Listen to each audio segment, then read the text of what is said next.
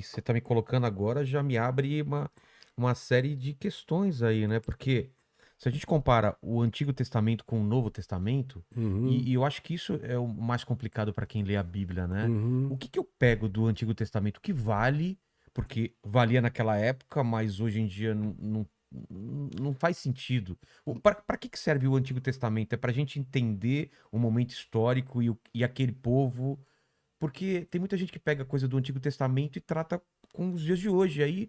Como Aí tem vigente, perseguição, né? perseguição aos homossexuais, É, apedrejamento de mulher, sei lá, você pode usar pra qualquer para qualquer coisa. coisa, É é muito igual, perigoso, né? vira uma Sharia do Alcorão. Exatamente. Entendeu? O Como que a Estado gente. Islâmico pode pegar o Velho Testamento e fazer tudo que faz com É, base das Sharias do Alcorão. como a gente faz pra pegar isso só o lado de aprendizado e de cultura e não se deixar contaminar É por só isso?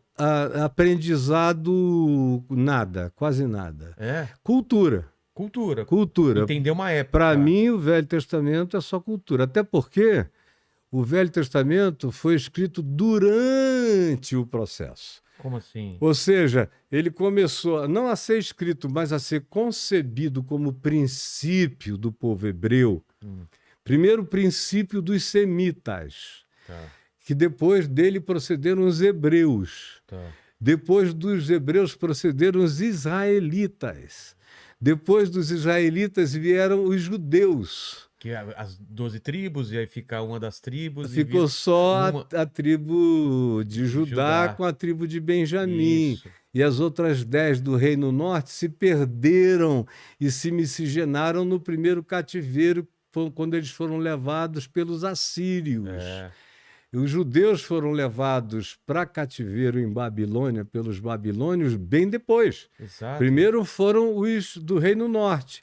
Se Tem uma história miscigenaram. muito de aprisionamento, né, do povo, né? É, E depois pelos os egípcios, né? judeus tiveram muito pouco tempo de liberdade e de autonomia coletiva, porque Caramba. eles vieram de Abraão, É. aí peregrinaram, aí vem a história de José, filho de um dos 12 filhos de Jacó, que os irmãos querem matar, está lá em Gênesis 32 em diante, aí ele vai escapando, escapando, acaba no Egito, na casa de Potifar. Aí tem aquela história de que a mulher do Potifar quer comer José de qualquer maneira, quer dar para Ah, é? ele, era uma gostosa. O José era um garotão, ficou doido, mas falou: não, eu não vou transgredir, ela tem dono, ela é É. casada, eu não vou fazer isso com um cara que me acolheu. Aí ela foi para cima dele quando o marido estava viajando e ele empurrou ela. Ela pegou, tirou a roupa, jogou em cima dele, ficou pelada E acusou, e né? gritou: esse tarado quer me agarrar. Conclusão: pegaram José, jogaram no calabouço, ele ficou anos no calabouço. Ele sai de lá por conta de interpretação de sonhos, porque ele sonhava muito e ele interpretava os sonhos que ele Sonhos tinha. proféticos? Sonhos proféticos. Aí ele teve 2 sonhos com 2 colegas de prisão. Aí um ele disse: olha, infelizmente o faraó vai te tirar daqui, mas você vai morrer. E você vai sair daqui e vai voltar a servir vinho na mesa do faraó e vai ser preservado. Agora, quando você sair, não esquece de mim. Aí o cara saiu, esqueceu dele, ele ficou mais um tempão preso, até que um dia o faraó teve um sonho e todos os sábios do Egito não conseguiam de modo algum Decifrar. decifrar. Chamar e o cara do vinho, o copeiro, falou: Lembrou. olha, cara, Tem um tem um carinha lá. sujeito que me tirou de lá. Posso chamar? O faraó disse que sim e contou o sonho para o José. Aí o José disse: olha, o seu sonho é simples. O Egito, que é o celeiro do Oriente Médio aqui, o Rio Nilo, vai ter mais 7 anos de superabundância de safra. E depois você vai ter 7 anos de pauperismo absoluto. Então, eu sugiro que você escolha um melhor gestor que você possa, você acumule e crie silos e silos e silos de grãos equivalentes à possibilidade de alimentar o povo nos 7 anos de fome. Caramba. Aí o faraó falou: que homem melhor eu teria para você do que você, que consegue discernir meus sonhos, olhar para o meu futuro, ainda me dá conselhos práticos. Você é o cara. Aí o José virou o governador dessa gestão, até que os pais e os irmãos chegaram lá, anos depois, não o reconheceram, mas ele reconheceu a família, sentiu uma dor enorme, até que um dia ele se revelou aos parentes, eles ficaram no Egito 430 anos. Caramba. Só que José morreu e eles se transformaram em escravos. É aí que entra a história de Moisés, que tira os caras de lá, essa coisa toda. Por que ele se transforma em escravo, sendo que ele tinha um cargo bom e confiança? Porque ele morreu. Aí a nova geração, como é aqui, eu não preciso ir muito longe. Basta passar 20 anos, ninguém lembra de mais nada. Coisa nenhuma. Eu fico repetindo histórias óbvias para esse pessoal e a gente que estava viva na época que não lembra, ainda mais a garotada. E que não se inteira de nada. Aí, daquele mesmo modo, eles esqueceram José e era um contingente que crescia mais do que o povo egípcio. Faraó ficou com medo, colocou-os sob trabalhos forçados. Construíram muitas grandes obras do Egito, foram construídas também pelos hebreus, os etíopes, outros povos, hititas, gente assim.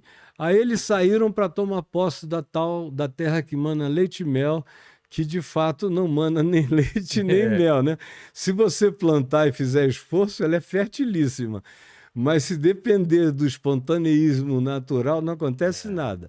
Aí ficaram naquela coisa, às vezes dominavam um dos povos de Canaã, outras vezes os povos se levantavam. O calcanhar de Aquiles eram os filisteus, que lutaram contra eles o tempo todo, até Davi eliminar todo mundo. Aí eles tiveram um período de paz com Davi e com Salomão. Quando Salomão morreu, 2 filhos dele assumiram, um deles assumiu e o outro se revoltou. Roboão assumiu o trono e Jeroboão ficou com ódio, aí dividiu o reino no meio. 10 ficaram com Jeroboão no lado norte e o sul todo, Judéia e Benjamim, ficaram então com Roboão. E aí dali para frente nunca mais houve um povo só. Eles foram para cativeiros, aí de novo os judeus foram para o cativeiro em Babilônia. 70 anos depois começaram a voltar, mas até o dia de hoje tem judeu naquela região mesopotâmica, tanto no Irã quanto no Iraque, que não voltaram até ao dia de hoje. Eles estão lá, eles têm um convívio harmônico com os islâmicos, que foram os que assumiram depois. Aí os judeus voltaram, mas não tinham ainda autonomia. Você está falando da criação do Estado de Israel? Não 48, ainda estou lá antes de Jesus nascer. Eles começam a voltar, então. Eles começam a voltar 70 anos depois de Nabucodonosor tê-los levado para o cativeiro. Então eu estou falando de 560 a.C. Aí eles começam a voltar. Aí vão construindo um templo, oprimidos por muita gente em volta. Aí o que acontece? Alexandre o Grande se levanta no mundo. Vai lá, toma conta de tudo. Vai, é senhor de tudo, até do Egito, norte da África, tudo isso, até a Índia. Aí, pois bem, ele morre prematuramente. Aí 4 generais dele dividem o reino. Cassandro, Lisímaco, Ptolomeu e Seleuco. Seleuco, que era pai da Cleópatra, tataravô da Cleópatra, ficou com o Egito. Aliás, os Ptolomeus ficaram com o Egito. E os Seleucos ficaram com a Síria e aquela região norte toda, a Arábia Saudita, ficaram com aquilo ali. E eles se inimizaram, os Ptolomeus no sul e os Seleucidas no norte, uns com os outros. Então Israel virou um campo de batalha que ficava no meio. No meio dessa... No cacete. Quando um ganhava, eles ficavam subjugados alternadamente. Ficaram assim 200 anos, quase 300, até que houve a revolta dos Macabeus, que eram os judeus que disseram: não chega, essa terra é nossa. Quando eles pensaram que tinham vencido, os romanos chegaram. Aí, cara, Aí ferrou, aí, eles não caramba. chegaram a ter nem 60 anos de autonomia total, os Meu romanos Deus. chegaram, começa tudo outra vez. E aí Herodes o Grande, que era um grande falastrão, mas um gênio totalmente doido, mas um arquiteto extraordinário, um cara fascinante pela genialidade, totalmente louco, matou filhos, matou a mulher que ele amava, matou o cunhado, Tudo isso todo por quê? mundo que podia ameaçar o trono dele. Ah, caramba. Morreu louco e gerou uma geração de outros Herodes, todos perturbados, e alguns morreram das mesmas doenças dele, Caramba. que era, na realidade, sífilis. Ah, é? Sifilíticos, e aí acabava produzindo distúrbio mental, o Caramba. corpo todo ferido, tudo mais. Jesus nasceu nos dias do Herodes o Grande, o maior de todos, que existia em conluio com os romanos. Ele era o Império Romano tomando conta de Israel, ele era meio judeu Ah, e é? meio gentil. Tá. Então, ele fazia um trabalho para construir o templo, que ele construiu o maior de todos, para que os judeus religiosos, zelotas e zelotes bem zelosos, não ficassem em crise política e religiosa. Ele pegou todos os sacerdotes judeus, mandou para Chipre, mandou para a Filístia, para aquela região da Fenícia antiga, para serem treinados em entalhes de madeira, em construção, em cortes de pedra, para eles mesmos fazerem o templo com as mãos dedicadas ao Senhor, para não haver nenhum sacrilégio no templo, e ergueu um dos maiores monumentos da antiguidade. Foi nesse Que foi o monumento, templo. o segundo templo do rei Herodes, foi esse onde Jesus entrou e expulsou os Ah. cambistas. E Mas ele tinha. Ele cria. Qual era a crença do Herodes? o Herodes era a da conveniência. Ah, ele não tinha uma. Não, ele aceitava o que Pra propusesse, manter. entre os romanos como romano, Tá. entre os judeus como os Entendi. judeus. Era um E político. ele era absolutamente centrão, era, O centrão de hoje era ele, caramba. era ele. E tinha uma profecia que Jesus tava para nascer. E não é com ele que ele manda matar as Quando crianças? vieram os caras da Pérsia, Sei. os magos do É. Oriente, que eram de fato astrólogos, astrônomos, naquele Não tempo. eram reis, então, eram Não, eles eram cientistas, sábios. sábios. Cientistas. E por que reis? Porque astrologias, e não diz reis, isso Não? aí já é tradição, diz vieram sábios do Oriente. Nossa, a gente aprende que eram reis. Aí é historinha de escola dominical e outras coisas, Tá. mas não. Eram sábios. Eles vieram, não se diz o nome deles, os nomes que a eles são atribuídos é tudo coisa de tradição muito posterior. Ah, é? É como Melchior. Santa Claus, é só Sei. como Papai Noel, aquilo ali. Entendi. Mas eles, como astrólogos, astrônomos, que não se fazia diferença entre astrologia e astronomia na Naquela antiguidade, então eles vieram porque intuíram que aquela estrela, aquele astro celeste, ou aquele OVNI, não Ou aquele interessa. cometa. É aquele cometa, mas podia ser até OVNI.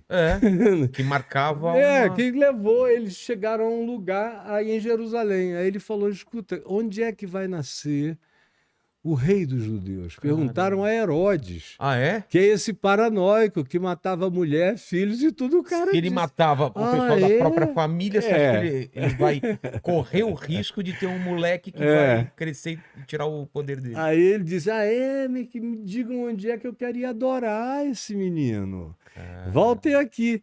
Aí os caras foram 5 quilômetros depois, chegaram à aldeia de Belém. Era aquela história do censo Sei. que César Augusto tinha mandado fazer para saber qual era o tamanho do Império Romano, saber com quantos ele contava para tudo. E até para como censo entre nós. Você precisa dele para economia, para guerra, para plantio, para tudo. Pra tudo. Então, ele mandou levantar, e aí Jesus, por causa disso, tendo sido criado em Nazaré, nascido em Belém, ele voltou para Belém, lugar onde o pai dele também nascera, para se inscrever no censo. Foi quando ele nasceu. E aí os caras chegaram, ficaram deslumbrados, maravilhados, adoraram e cultuaram e disseram para José e para Maria que aquele menino ia dividir o mundo. E foram embora e resolveram não passar mais por Jerusalém. Eles intuíram que Herodes queria matar o garoto. Foram por outro caminho e falou para os pais: saiam daqui o quanto antes. Aí, quando eles vão para o Egito, que era o lugar mais próximo e, ao mesmo tempo, mais guardado que eles poderiam ter em relação à sanha de Herodes persegui-los. Aí eles ficaram aproximadamente 8 anos no Egito, de 6 a 8 anos, e voltaram. Foram direto para Nazaré. Herodes já tinha morrido, a história estava mais ou menos apagada, não tinha registro nem arquivo, era memória humana, distraível ao extremo. E aí cresceu lá, no meio do nada, numa aldeia pequena de 200, 300 pessoas.